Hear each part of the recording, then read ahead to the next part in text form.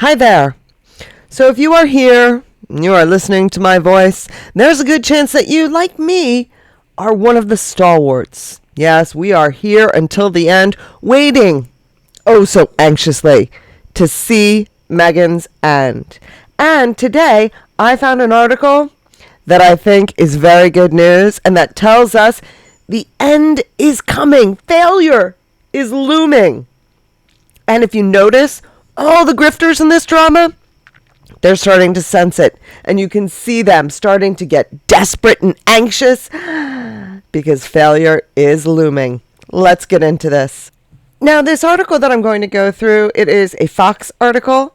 Meghan Markle claims guilt over having too much money as experts accuse her of being inauthentic. Experts claim the Duchess's Confessions of a Female Failure podcast failed to connect with audiences. Now, this is, for one thing, like I said, it was behind a paywall, so I imagine not everybody would have read it. But this is a Fox News article, so this is on a major media outlet. But as we go through, I want you to know I did not pick these photos. These photos all came from the article. And since these photos came from the article, it's fascinating to me that what you are about to enjoy is essentially a slideshow of Meghan's biggest fashion failures, as well as her foibles and gaffes, right? So what is a major news outlet doing, pointing out so many bad photos and bad experiences of Meghan? Well, that's because the end is looming. I'm going to say Guinness is here today and he's not being very cooperative, so you may hear a little bit of noise from him, and I do apologize. Meghan Markle's podcast, Confessions of a Female Failure, wrapped on Tuesday, leaving several royal experts wondering if it will be renewed for a new season. My guess would be a resounding no. No official announcement of a season 2 has been formally made. Fox News Digital reached out to Archewell, which handles the office of the Duchess of Sussex, for comment. Meghan made headlines with comments about money in the final episode. I think so many women, especially, were taught to not even talk about money. And there's a lot of guilt mentality surrounding having a lot, the Duchess of Sussex said, as quoted by People magazine. And at the same time, there's a scarcity mindset that it's easy to attach to, of like, I'll never have enough. Now, I do think it's funny that Fox News, they don't even want to admit that they might have listened to it. They'd rather just quote people and call it a day. The Duchess of Sussex was having a sit-down with Sarah Blakely, who became a billionaire after creating Spanx. Now, has anyone actually watched the last ones? I mean, the first few, I watched one of them. Listened to, rather, their podcast. So I listened to one of them. I couldn't take it after that. I even stopped listening to people listen to it because I just couldn't take it anymore. Doug Eldridge, a branding expert and the founder of Achilles PR, claimed to Fox News Digital that the former American actress's confessions from this past season only continue to brand the former American actress as inauthentic. The personal revelations were inevitable, but terribly inauthentic, Eldridge told Fox News Digital. It's like humidity. You can't see it, but you feel it, and it's undeniable. For Meghan, this was a tactic to try and become more relatable to her audience. But you can't fake authenticity. You either have it or you don't. This has been an ongoing struggle for her. Oh, yes, it has been a struggle. That's putting it mildly. In terms of the royal family, her indirect references continue to hurt her with the target audience, Eldridge claimed. Now, I find that an interesting statement, especially from a PR guy, and here's why. The biggest problem that I saw with Confessions of a Female Failure is that it's not that it didn't connect with her target audience. She didn't know who she wanted her target audience to be. She didn't know, am I appealing to women who are sitting at home with the time to sit here and listen to this? Or am I talking to the women who are out there making business and doing business and becoming billionaires? Who is this relatable to? And because she didn't have a target audience, how could she be authentically presenting herself to them if she doesn't even know who it is? She doesn't know who she was gearing it to. And of course, since she is a Markle, one of the major things that she is going to be gearing, what her target is to prove everybody wrong and to clap back. And when that is your target, when that is your main goal in doing an entire podcast series, it's never going to work out well in the end. I mean, there's no way that's going to turn out well. And that too must be something in the Markle genetics, because I just did the thing where I was reviewing the Carl Larson, Thomas Markle Sr. Remarkable Friendship podcast. Why didn't that work out? Same thing. The entire purpose of it was a giant clapback. Same thing with Thomas Markle Jr. All they're doing, they don't have a target audience. They don't have a subject. Their subject is clapping back at Meghan and their critics. And when you try and do that, nobody wants to hear that. Nobody wants to hear 8-10 episodes of it, let alone, on a daily basis or bi-weekly basis, whatever it is. They need to have a topic and a interesting premise to go there to watch it in the first place. And they don't have it because all they can focus on is getting back at their critics. And you're going to find that comparison a lot because you're going to see a lot of the failures of the Markle family are mirrored in the failures of Meghan. And the things that these PR experts are going to say about Meghan, you could just as easily say about any one of the Markles. The perpetual use of the victim card has backfired, he claimed. Over a long enough timeline, the cracks in the story, coupled with the past allegations of her mistreatment of staff, have turned into gaping fissures. Not only does this fail to move the ball forward for Meghan, but it's akin to a series of self-inflicted holding penalties. She started at midfield, but now she's back on her 1-yard line, Eldridge added. I do like and appreciate, a little American football analogy. Very good, very good. Moving of the goalposts and all that stuff. Markle's comments about money got a big reaction from listeners. The royal couple is far from struggling in California. Forbes previously reported that the Duke and Duchess of Sussex signed a 5-year, $100 million contract with Netflix in 2020. That year, they splurged on a $14.7 million home in the wealthy coastal city of Montecito, the outlet reported. The Duke and Duchess of Sussex stepped back as senior royals in 2020.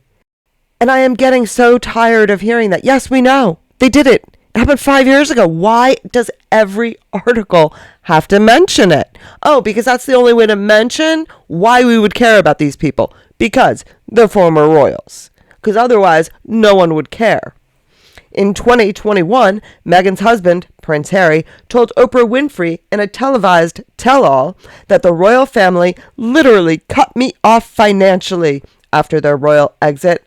The 40-year-old noted that he had money left to him by his late mother, Princess Diana. And I like that very subtle snub there, right? Rather than saying he's acting absolutely ridiculous because he's a grown man, why is he still getting an allowance? Instead, they just put the 40-year-old noted instead of just, pointing out the obvious. And it is also worth noting that apparently Fox News doesn't care that her last name is Sussex now. Without that, we wouldn't have been able to do this, said the prince, referring to the couple's California move.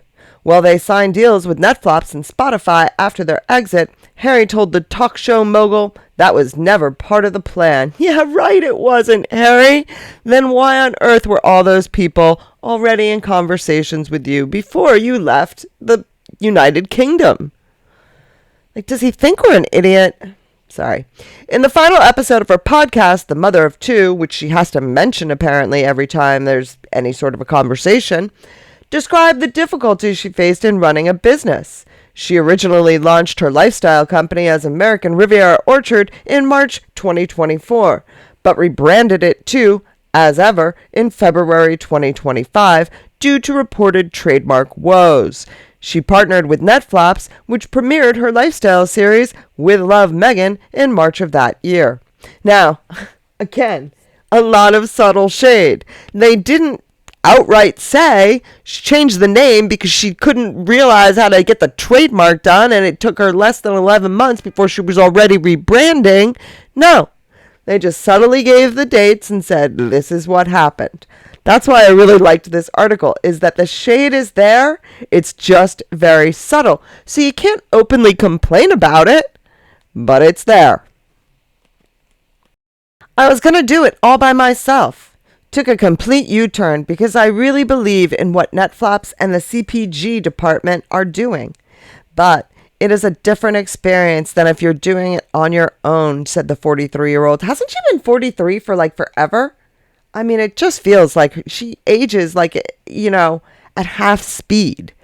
Maybe it's because I know she's much older and she's not owning it. I don't know. When you only have yourself to answer to, I think it's twofold. It can be incredibly liberating, but it can be incredibly lonely. No, sweetheart, the loneliness is because no one likes you and you have no friends. I was going to do it all by myself. Took a complete U-turn because I really believe in what Netflix and the CPG department are doing. But it is a different experience than if you're doing it on your own, said the 43-year-old. Hasn't she been 43 for like forever? I mean, it just feels like she ages like, at half speed. Maybe it's because I know she's much older and she's not owning it. I don't know.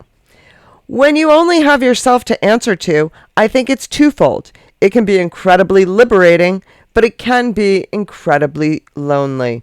No, sweetheart, the loneliness is because no one likes you and you have no friends. I was going to do it all by myself. Took a complete U-turn because I really believe in what Netflix and the CPG department are doing. But it is a different experience than if you're doing it on your own, said the 43-year-old. Hasn't she been 43 for like forever? I mean, it just feels like she ages like, at half speed. Maybe it's because I know she's much older and she's not. During that same episode, the Suits alum spoke about her pregnancy as a working royal. She gave birth to her son, Prince Archie, in 2019 while they were still working royals. I always wear my 5-inch pointy-toed stilettos, said Meghan about her past maternity style. She noted that a friend remarked to her, "You have the most enormous bump, and your tiny little ankles are bracing themselves in these high heels." Yeah, because her ankles didn't swell, because she wasn't really pregnant, and it wasn't a real bump. Like, she's almost telling on herself and doesn't even realize it. I guess I'm probably being too generous in saying she's almost telling on herself. No, she outright is telling on herself. But all my weight was in the front, said Meghan. So you're just going, how on earth am I not just tipping, face planting? I was clinging very closely to my husband, like, please, don't let me fall. And I know for a fact that Meghan's Mole did a great live the other night in which she showed never holding on to Harry. Never once did she hold on to Harry.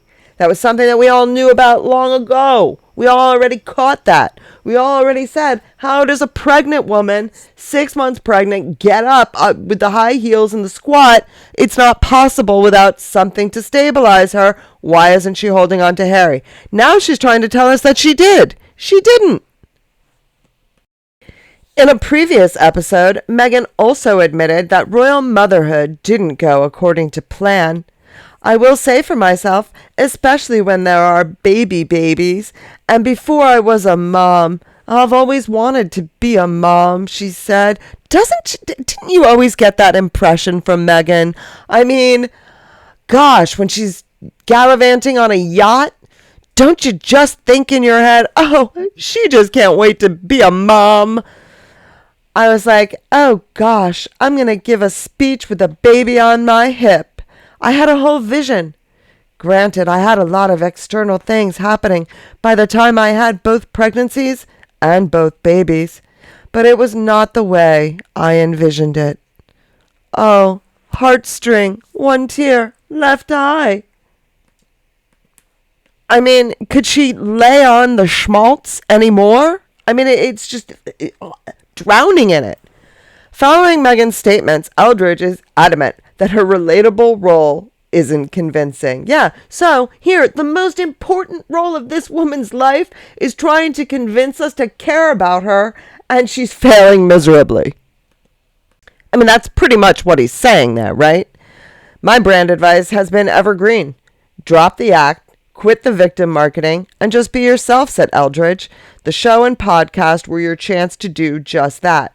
Yet, most viewers seem to think you've rolled another gutter ball. And the reason is because she can't just be herself. There is no herself. She has nothing. She's the empty shell. South Park called it how many years ago? When you lift the lid, there's nothing down inside but a big empty cavern. How can she just be herself or be authentic when she has no authenticity to use to do that? British royal expert Hilary Fordwich claimed to Fox News Digital that the podcast just didn't have Markle Sparkle to prompt a second season.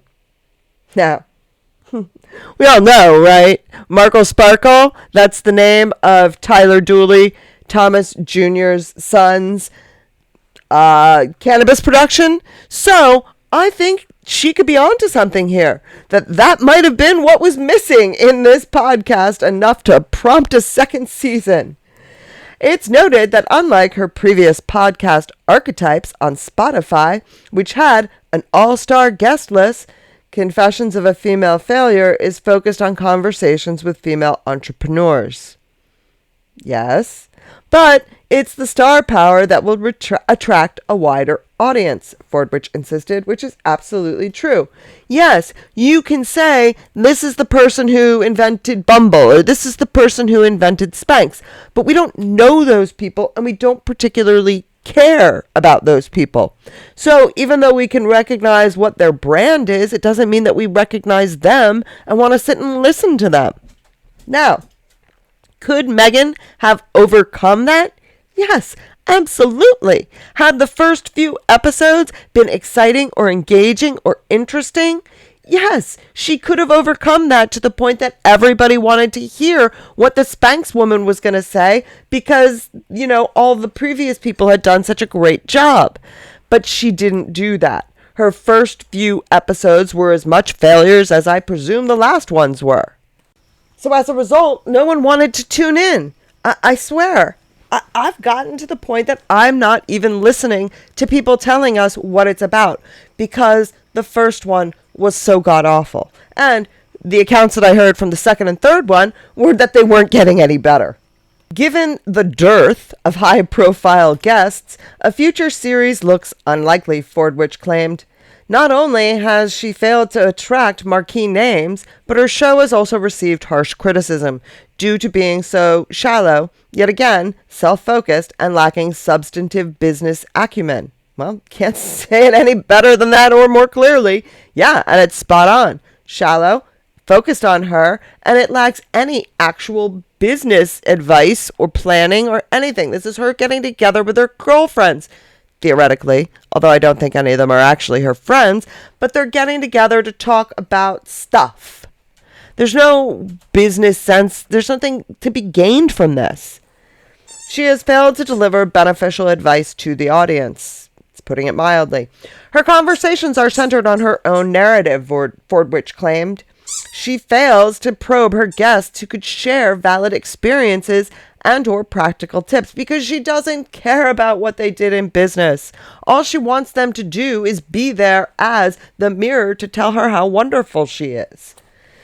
There has also been an overall lack of media buzz. Her inauthenticity, now this is the second person saying that's her problem, has rendered her unpopular on both sides of the Atlantic. She had a rather privileged background, and yet her comments rang hollow, undermining her very own efforts to connect with even her own fans. Wow, when you can't connect with the sugars, you know you're in trouble. I did notice in this case, it wasn't so much that the Sugars were out there criticizing her. Of course, they would never do that. That's not their job. That's not their role. But I did notice that they weren't out there singing her praises left and right. Her podcasting career is uncertain with her plummeting popularity, without significant changes, Fordwich added. Yeah, and the significant change would have to be a personality transplant, which I'm pretty sure they haven't figured out yet how to do. Eldridge said it's difficult to say what Meghan's future as a businesswoman is or what her podcast will look like if she doesn't revamp her image. If Meghan is still trying to find herself and her voice, then it's going to be nearly impossible to disambiguate who her audience is. See, that's what I said, warned Eldridge. You need gasoline and oil, authenticity and audience. Right now, Meghan has neither. And part of the problem is that she doesn't know what audience she's going for because she doesn't know who she is. She's got to figure out who she is before she can ever find an audience. And at this point, I really believe it's too late to kind of undo all the damage she's done. You can see pretty clearly the shade is there. It's subtle, but they're getting the job done. Royal expert Richard Fitzwilliam, got another one now, told Fox News Digital that there's no doubt Meghan has more in store for her audiences. He pointed out that new episodes of With Love, Meghan will premiere this fall. Still, Confessions of a Female Failure needs more. Much more. Now, the With Love, Meghan episodes, the thing is, would they be airing if they weren't already filmed? I don't think so. And that's, a rather important detail that he is neglecting to mention, that they are airing because they're already done. Her previous podcast, Archetypes, did better than Confessions of a Female Failure, he said. It needed Beyonce and Taylor Swift or their equivalent. Maybe this shows that Meghan really isn't interesting enough. Maybe. But even still, the fact that they would say that, this is why I'm saying the end is coming. Because listen to how Fox News is talking about her. This is a huge change. The Duke and Duchess of Sussex parted ways with Spotify in 2023. Meghan partnered with Lemonada Media in 2024, leading to the launch of Confessions of a Female Failure. Royal expert Ian Pelham-Turner sees things differently. Meghan is a born survivor, he told Fox News Digital. With Harry and the children by her side, she will find natural ways of engaging with her audience. Well, then why hasn't she done it yet? I mean, you can't say that, she needs Harry and the kids. Well, then she's not being natural on her own. And that's not going to keep a podcast going. She is the type of royal that ethnic communities in Britain long for to represent them. Her natural qualities will come out on top. Wow, that's a mouthful there now, isn't it? So, because she appeals to ethnic communities in Britain, we can't criticize her. That's what he's kind of saying there. It's a subtle kind of hint to back off because, hey, the ethnic communities support her. So what? What are you going to be the bad guy that does it? That takes away the one that they enjoy watching? No, you don't want to do that. It's a subtle threat. Eldridge stretched that if Meghan wants to succeed as a solo act, she needs to first understand who her audience is, which she can't do until she finds out who she is. The production cost of a podcast is demonstrably lower than a lifestyle show like she has with Netflix, he explained. That said, the listener numbers aren't there for the podcast. She won't have the advertisers, and that is ultimately the oil that keeps the engine running. The listeners and guests are proverbial gasoline that keeps the vehicle moving forward. But without the lubrication of ad dollars, the pistons lock up and you're on the side of the road. And that is the same person who came up with the football analogy. You kind of want to say one was cute, two, now you're pushing it, dude. It remains to be seen whether Meghan will move into the HOV lane with season 2 or be left on the shoulder with the blinkers on, he added. Well, what do you think? Do you think that there will be a season 2? Because I do not think that there is any chance of there being a season 2. Like I said, I think the only reason that there's a season 2 of With Love, Megan is because it was already filmed. And I say that having watched all the episodes of season 1 of With Love, Megan. It's kind of why I was willing to kind of let other people do the podcast. I figured I kind of had paid my dues there, making myself watch that Netflix crap. But I would have said that didn't deserve a season 2. And that was far better than the one episode that I listened to of this podcast. The podcast is boring. Not only is it repeating stories we've already heard, but it's once again the Megan show. And nobody wants to hear the Megan show. We know this woman. We know her ins and her outs. We know everything about her, and we know how much of what she says is a lie. So for her to now go out there and try and do a show about herself, she just doesn't have the personality. I mean, sad as it is to say, Jamie Kern Lima has a better chance at being a good podcaster than Megan. And I thought that one was awful. So you tell me, the fact that this is out there in Fox News Digital, and there's a lot of shade in this article, this tells me that the end is coming. But what I really want to know is what you think. I look forward to reading your thoughts down in the comments. Thank you very much for listening, and I hope you all have a great day, filled with love, laughter, and of course, dancing.